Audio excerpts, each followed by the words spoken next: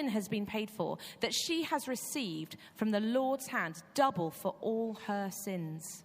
A voice of one calling, in the wilderness, prepare the way for the Lord. Make straight in the desert a highway for our God. Every valley shall be raised up, every mountain and hill made low. The rough ground shall become level, the rugged places a plain. And the glory of the Lord will be revealed, and all people will see it together. For the mouth of the Lord has spoken. A voice says, cry out. And I said, what shall I cry? All the people are like grass, and all their faithfulness is like the flowers of the field. The grass withers, the flowers fall, because the breath of the Lord blows on them. Surely the people are grass. The grass withers, and the flowers fall, but the word of God endures forever. You who bring good news to Zion, go up on a high mountain. You who bring good news to Jerusalem, lift up your voice with a shout. Lift it up. Do not be afraid. Say to the towns of Judah, here is your God. See, the sovereign Lord comes with power, and he rules with a mighty arm. See, his reward is with him, and his recompense accompanies him. He tends his flock like a shepherd. He gathers the lambs in his arms and carries them close to his heart. He gently eases those who have young. You who bring good news to Zion, go up on a high mountain. You who bring good news to Jerusalem, lift up your voice with a shout. Lift it up. Do not be afraid. Say to the towns of Judah, here is your God. Thanks, dude. I don't say this very often, but I think Joss was right. I am not convinced that going around Leamington ringing a bell. If you weren't here, I thought that maybe I could tell Jesus by ringing my bell, but that's not apparently the most effective way to tell people about Jesus this Christmas. Don't get used to this, mate, okay? It's not going to happen very often, right? However, in our passage in Isaiah, he does tell us to be fearless and loud when it comes to telling people that Jesus is God. Now, who here can be loud? Yeah? This side of the room, apparently, not this side. Here we go, a couple of it. Okay, so we're going to have a bit of a competition. Okay, this side of the room, you need to say the words fearless and loud as loudly as you can. Are you ready? 1, 2, 3. Oh, that was pretty good. Okay, are you ready this side of the room? Here we go. 1, 2, 3. Oh, I think these guys might have had it, but there are more people on this side of the room, so there we go. But well done. Good. You can all be loud. You've proved it. But the question is that how we genuinely approach sharing the gospel? Sharing the story of Jesus? It says in verse 9, doesn't it? It said, be fearless. God says, don't be afraid. Has anyone here had that scared feeling just before you talk to someone about Jesus? Okay? I am shocking at it. I get all nervous, my heart starts to beat faster, my hands go really sweaty, and what should be a really easy invitation to, do you want to come to my church, comes out more like this. And this is a genuine example, okay? I go to church, and we do this service that you probably might like. It's really relaxed, it's really chill, but don't worry if you don't want to come, it's not a problem, but you'd be really welcome if you do want to come. There's no pressure though, it's absolutely fine. So it happens then. Do you want me to remind you? I don't have to though, it's totally okay. That actually happened, and would you believe it, God used it and brought Matt and Hannah Goodwin to church. Okay, so don't worry if that's you guys, okay? Because God can use the worst possible effort, okay? But I wonder, are you fearless? Or are you like me and terrified of doing it? How about loud? Are you confident? I'm not saying loud ringing a bell in the street, okay? But are you confident about talking about your love for Jesus? Or are you a bit shy or embarrassed or awkward about it? Now, some people find this easy. I know there are people in the congregation who this is a real gifting for them, okay? And they are just able to naturally segue Jesus into the conversation. And you're like, whoa, how did you manage to do that? That sounded so normal. And then there are people like me who find it really hard to know when to talk about Jesus. And that was when I was working for a Christian charity. I mean, there was an obvious in when people said, what do you do? And I still fudged it, okay? So yeah, you're in good company if you're like me. But don't fear, because in the bag in front of you, don't open it, don't open it, don't open it. Not yet, okay? There are lots of items that we associate with Christmas. There's some crafty things. There's some edibles. And your job as a table, and I'm going to say this as a table, but we've got some tables who don't have bags on because I slightly underestimated table numbers. And also, I don't want anyone to be by themselves. So it might be that you want to team up with some other people, okay, get a bit of a grouping going. But your job as a group is to come up with an awesome way to link at least one, but maybe more than one, of the items in your bag, okay, to the gospel story of Jesus. You're going to get about 10, 15 minutes, okay? And then what's going to happen is every group is going to send up a representative to share their favorite link that they came up with. And then Joss and I are going to pick our favorite, and there is a prize. Ooh. No. Okay, that's not how you react to prize, okay? There's a prize. Oh, okay. So, you can eat the stuff inside. You can do the craft, okay? If you have somebody in your group who has an allergy, I have got some allergy-free options at the front. So if you want to have the option of munching, please come and find me and I'll give you something. And remember that you have to send somebody up the front from your group, okay? So you need to arrange that before you kind of get going. Are we ready? On your marks, get set, open your bags. Okay, right. I'm afraid your time is up. Time is up. So we're going to call one person. I'm loving what's happened here. I'm enjoying the out-the-box thinking that's gone on. Okay. Right. I'm going to start with the friends table here. So would you like to nominate somebody to come up? You've got to hand sanitize before you're allowed to hold the handheld mic. Okay. So Joss is on spray. Yeah. There we go. Maybe not quite such a big pump next time. Okay. So, we got this, right? Yeah. If you have a good look at your trees, you'll see this is Jacob's trees. This is Jacob's family tree, right? We did the maths, we worked out the grams. There must be 42 in there.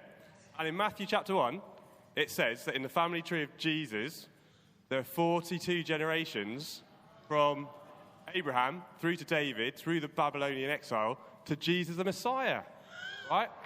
Hang on though, because each generation represents some very complicated people. There's people that did all sorts of awful things, like David, it says in the family tree, was married to Bathsheba, having killed Uriah, in order to have Solomon to continue the family tree. It's like really complicated. So the gospel message is that the longest to keep and hardest to keep promise that the Messiah would come through the line of David was kept when Jesus was born on Christmas Day. I didn't see that one coming. That's amazing. Well started. Right, let's move to next door. Here we go. So send up. I'm just loving what I'm seeing here. There we go. Right, brace yourselves. This is our nativity scene. So we have a king here, and he's holding gold, which is a coin, on this side. He's got a little cup that's got some myrrh in it, and because they're quite fragrant, frankincense? At a push. And basically, he followed the star to come and see where the shepherds were, and Mary and Joseph were, and the three kings were. Amazing. I don't think I'll ever look at sprouts quite the same way again. Sprout King. Fantastic, thank you. Okay, let's go behind. So we've got the Evans/Lockyer table. And a friend as well. Hang on, all. Should go to a different table. Man. Who's holding the mic? Who's holding the mic?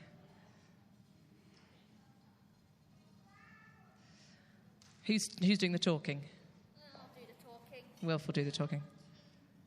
They've got 2 ideas. Oh, I hope you're getting ready over there. This side's acing it right now. Go on then. Right, so we have a Brussels sprout and a chocolate coin. Now, so which one of you here would want to eat the Brussels sprout? Well, let's pretend that none of you want to. Now, this is probably what some people who weren't brought up as a Christian see being a Christian as eating a Brussels sprout, because it's hard, it's commitment, and honestly, you have way better things to do than be a Christian. So. But Christianity is great. So, and when you try it, this Brussels sprout doesn't exist, and it's more like a chocolate coin. It's a very nice chocolate coin. Everyone but me likes the chocolate coin because I have a very controversial opinion of hating chocolate. But yeah, so being a Christian is like eating a chocolate coin. It's very nice, and everyone except me loves it, but I love Christianity as well. It's a peace group. Brilliant, Wilf. Well done. Oh, Super Panto. Emily. I did a Brussels sprout as well because the first time I looked at it, I thought it looked like Jesus' head. Amazing. I love that. That's brilliant. Thank you. You guys, that was awesome. So many great ideas. Right, the table behind. Let's come to you. What have you managed to create?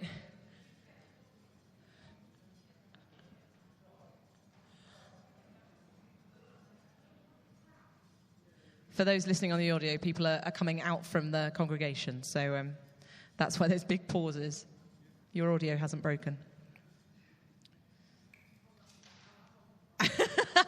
You're just showing. Just for observation purposes. Look at this. This is incredible. Jim, here we go. Right, when we think of Christmas, whether you're Christian or not, you're thinking of parties, Christmas cards, greetings, decorations, and food. But on the first Christmas, there were shepherds. Which one's the shepherd? They won the sheep. That's the one with the sheep.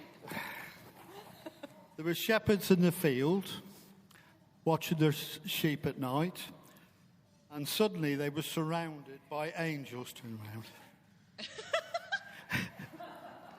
They were surrounded by angels, and there was also 3 wise men, if you show them.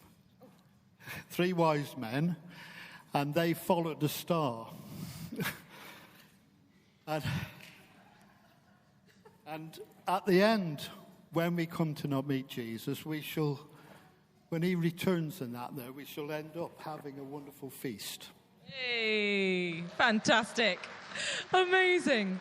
Right, let's have Sarah, Ben, Tom, Karen's table. Who's coming up? And then Darren, it'll be your table after that, okay? So you can get ready to come up. Have people got favourites yet? I can't decide. I'm enjoying this so far.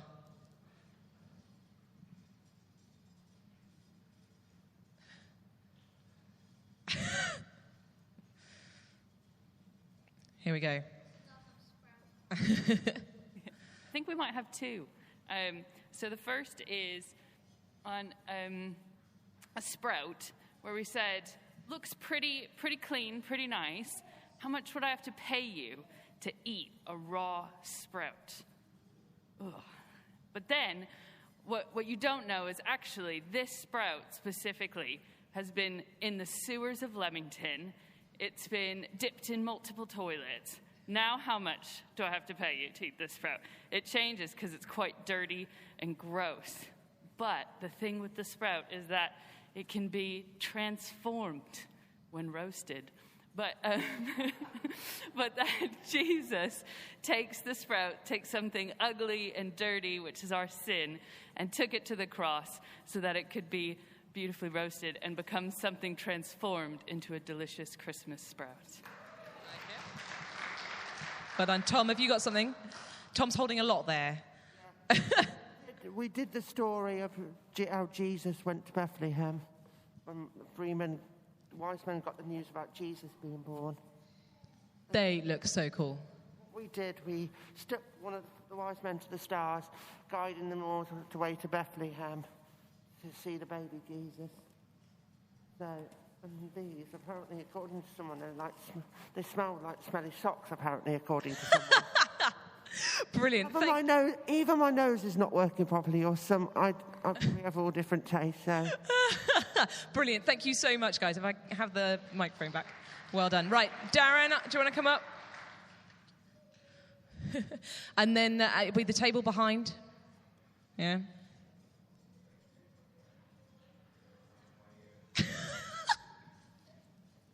So there's been some quite mature responses today, and hopefully I just want to kick the mature responses out the window.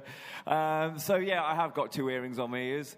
Stars. Aren't stars an amazing thing? And I want to share something very briefly with you. So the other morning I was walking at 5 o'clock in the morning, as you do, and I was about a mile away from St. Mary's Church, and above me appeared this just real beautiful, like fire-type, like strand of light that just carried going on ahead of me for about 5 seconds and exploded.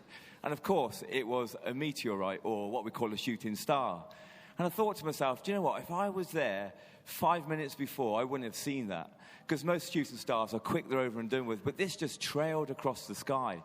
And actually, the Christmas story, I've got one on my ear of the Magi come in and basically, presenting their gifts to the baby Jesus.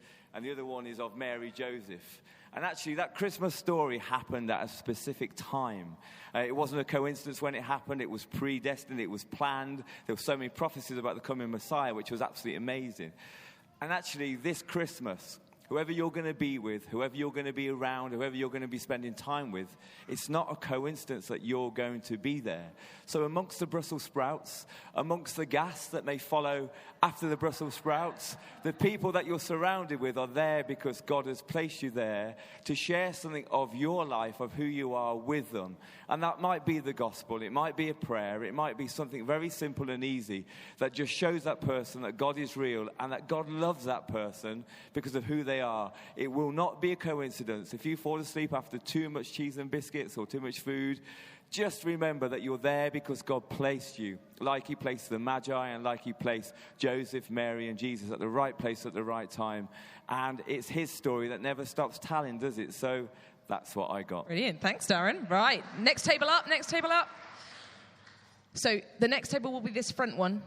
So get ready. You can spring up afterwards. Oh, we've got a duo here. Whoever's holding the mic needs to spray their hand, basically.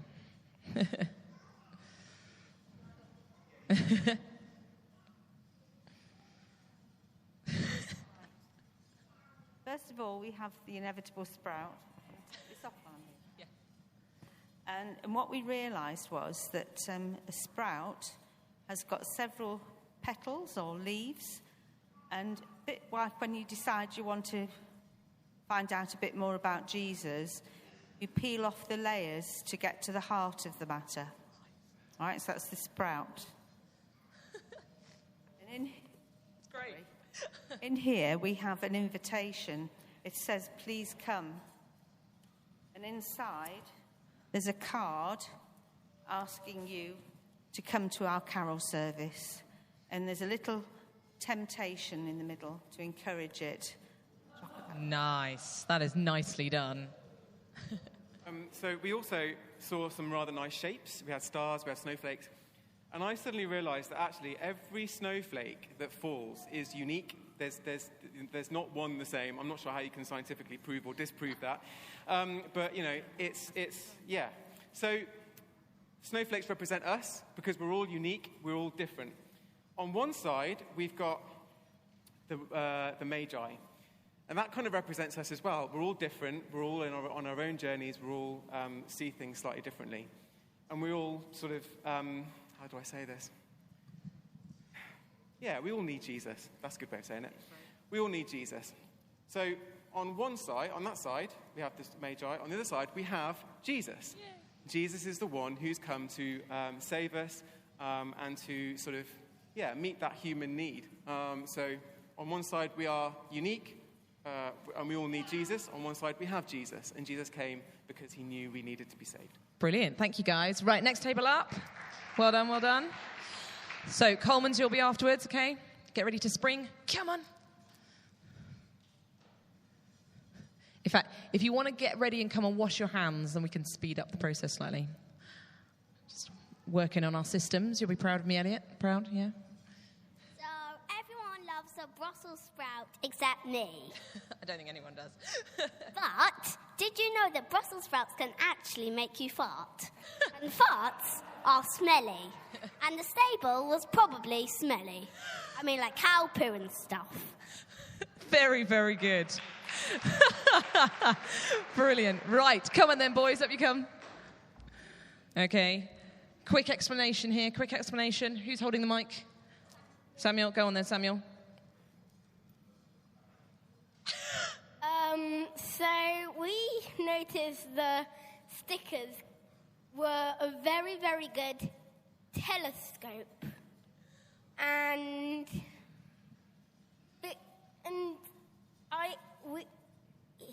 this was his idea, but he thought that it represented God watching over us. Love that. That's fantastic, boys. Thank you. Who knew you could connect stickers to God? Exactly. And there's the sermon point in one sentence. Great. Who's next? Who's next? Fantastic. And then it'll be the back table last. So get ready. You can start walking up. There we go. Do you want to hold yours up? No, you don't need the hand sanitizer. Hold it up. What did that make you think of? So, in my calendar, it said that the people who walked in the darkness saw a great light, which was baby Jesus. And this is a snowflake that was from light, for dark, all the way up to light.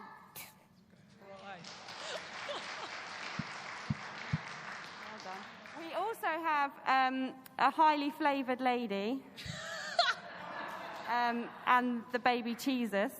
Hey! Noah did a scene that he wanted people to see as well. Beautiful. Well done. Thank you, team. Right, last team up. That was great. Oh, this is going to be hard.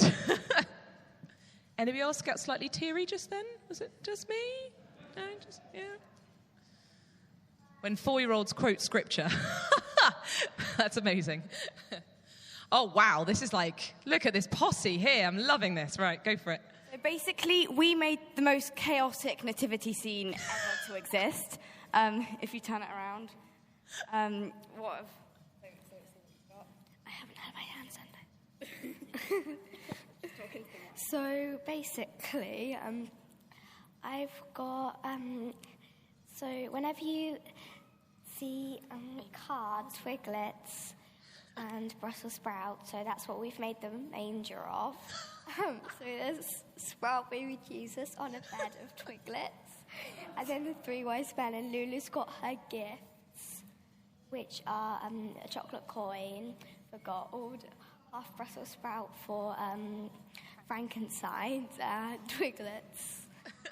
So that's. And then me and Annie also stuck Brussels sprouts on sticks and drew faces on them to be Mary, Joseph, and the angel Gabriel.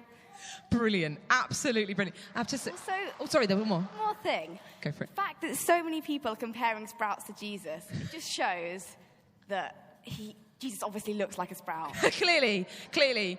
All of the artists have got it wrong, haven't they, in the past? And actually, Jesus must have looked green. That's clearly what it is.